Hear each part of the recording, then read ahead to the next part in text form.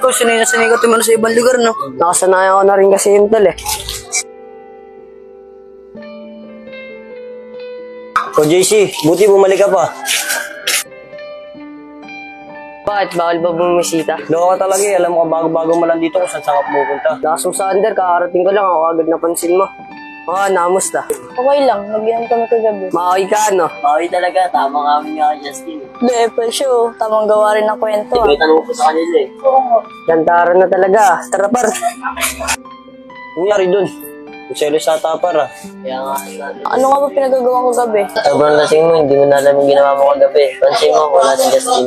Oo nga pala, asan siya? Hindi nga namin alam eh, pagising namin wala na siya. Saan ang pumunta yun? Oh, may balak pa ata hanapin si Justin eh. Kaya mo na yun, Ubi, magsayang ka lang, anong oras na? Gibe. Kule po, ito lang ang gagawin. Wala, dito lang. Oh, ba't umalis ka dun? Walang tatambay tayo dun. Pag tayo din, nakakabahal trip lang. Oh, si, kasama niyo sa bahay. Par, wait lang. Sundan ko lang. Balak yata dun diskarte ah.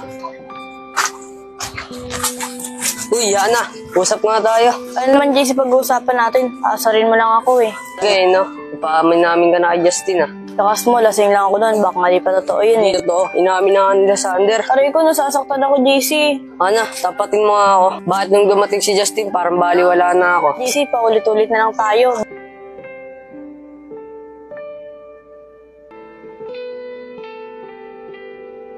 Usap nga tayo. Bakit pilit mo inahabol si Justin eh? Hindi ka naman niya gusto. Dami mong sinasabi eh. Ano naman kung naghahabol ako? Pag di mo nilayaan si Justin, bahala na kayo.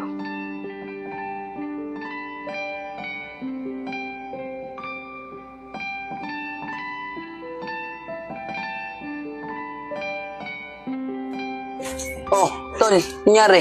Bad trip, visit na Justin na yan. Ba't ka busy sa tao na yun? Ano ba gaya sa'yo nun? Kundi dahil sa tao na yun, kami pa rin sana ni Ana. Maging kayo pala nun, tol. Madali lang yan ang gustong gawin natin. Anong gagawin? Wala ka talaga eh. Alam ko ba laking kalsada ka? Di ka pala laking kalsada, di ka marunong bumawi. Bawi, maganda yung naisip mo ah. O ano, padiskarte mo na sa akin, ako na bahala. Sige tol, basta huwag ka papalya. Baka mapahamak ako dyan. Wala ka talagang tiwala eh, no? Tara, libre mo muna. O Ana, bakit na kasi maangot ka? Wala, bati pa kay JC. O ano naman ginawa sa'yo? Wala eh, kulit na. Anong kulit? Kanina kasi inatak niya. Tapos may sinabi pa siya kay Justin. O ano naman sinabi sa'yo? Parang nagbabanta. Gagawin ba sa'yo ni JC yun? Ginawa na nga eh, di ka pa rin naniniwala. Pasaway na JC yun ah, may pabanta-banta na. Oo nga, iniisip ko yung kalagayan ni Justin ngayon, baka tatuhanin niya. O ano, tara, hanapin natin si JC, baka tutuhanin niya yan.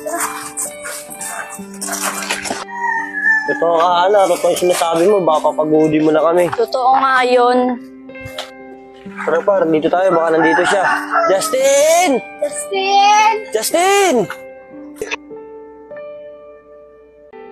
Saan kayo nagpunta yung tao na yan? Ang hirap hanapin.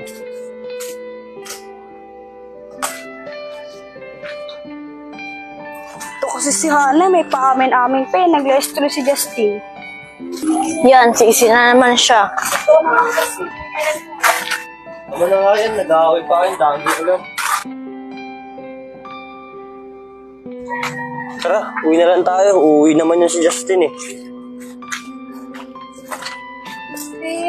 Justin! Uy, kamingin tol. Sila sa under yun.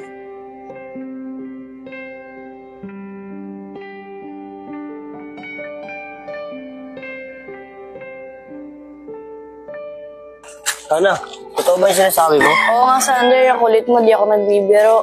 Walang mangyayari kay Justin. Pero kung meron man, may suspect na tayo. Kaya nga eh. Kaya nga eh. Tara tol, uwi na tayo.